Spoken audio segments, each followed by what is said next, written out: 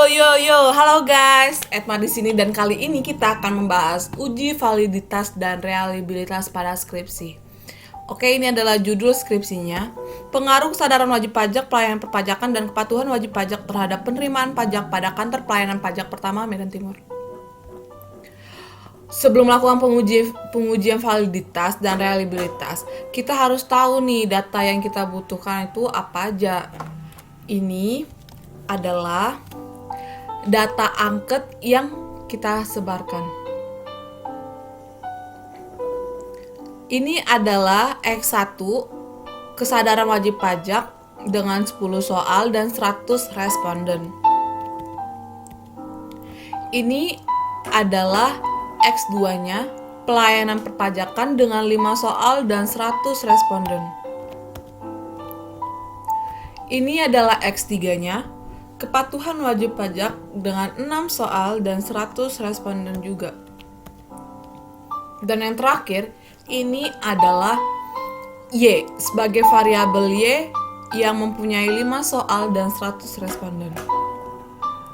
Untuk menentukan valid atau tidaknya data ini, kita harus memasukkan data ini ke dalam SPSS.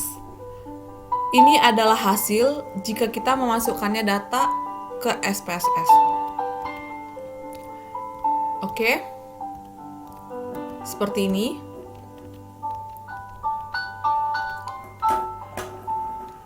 Untuk menentukan valid atau tidaknya data, kita harus melihat person correlation-nya. Person correlation itu dilihat dari ini, X total ya. Ini sebagai contoh 0,493, 0,451, 0,355 seperti selanjutnya. Begitu juga selanjutnya untuk X2, person correlation-nya dilihat dari X total 0,691, 0,822, 0,812, 0,696, 0,609 dan ini juga untuk Y.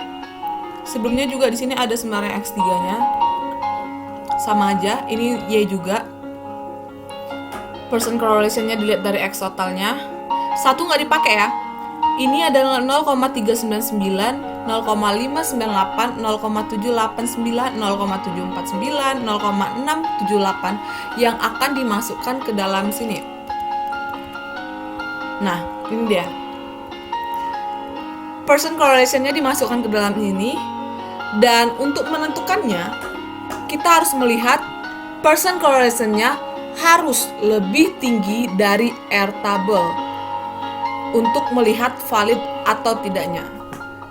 Jika person correlation-nya lebih tinggi dari Airtable, maka data tersebut dikatakan valid.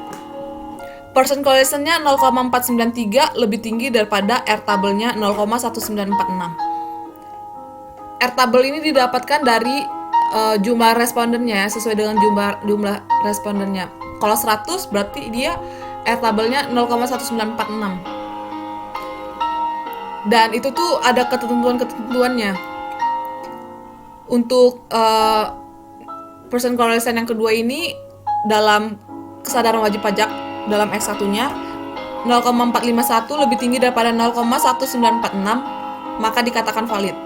Ini untuk X1, begitu juga dengan X2-nya. Ketentuannya tetap sama, jika person correlation-nya lebih tinggi dari Airtable, maka dikatakan valid.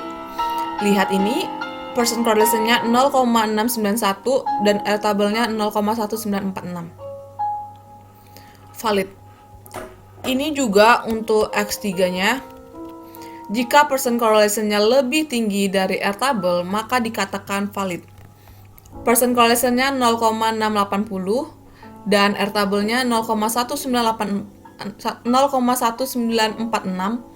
lebih besar 0,680 maka dikatakan valid. Begitu juga seterusnya.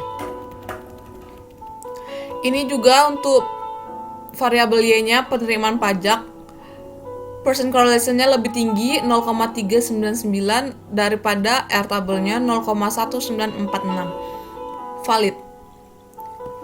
Selanjutnya kita akan melihat uji reliability-nya. Ini adalah data untuk menentukan reliability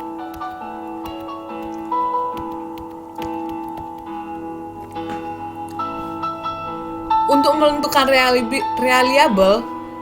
Variabel Cronbach's alpha-nya harus di atas 0,60. Maaf, di atas 0,60.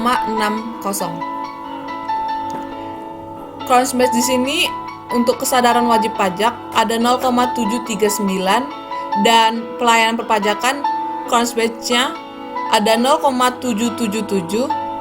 Untuk kepatuhan wajib pajak juga ada 0,766 dan yang terakhir 0,641 untuk penerimaan pajak. Saya ulangi lagi, untuk uji reliability dikatakan reliable jika variabel Cronbach alpha-nya di atas 0,60.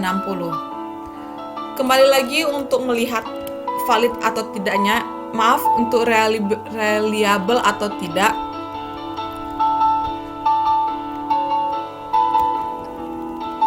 Ada kesadaran wajib pajak R alpha itu sama dengan Cronbach alpha ya, karena Cronbach alpha kepanjangan mungkin jadi dibuat edit R alpha aja.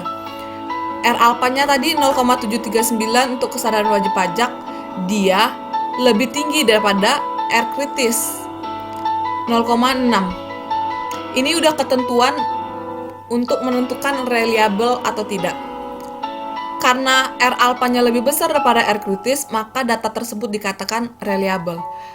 Untuk pelayanan perpajakan juga, karena R alpha-nya lebih besar sebesar 0,777 dan R kritisnya 0,6, maka data tersebut dikatakan reliable. Untuk kepatuhan wajib pajak juga sama, 0,766 dan R kritisnya 0,6.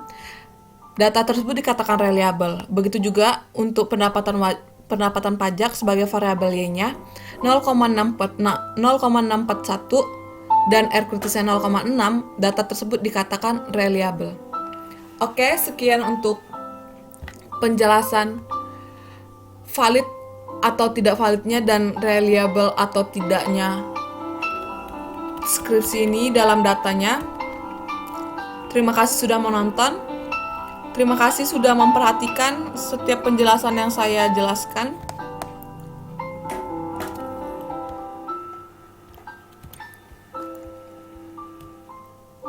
Selamat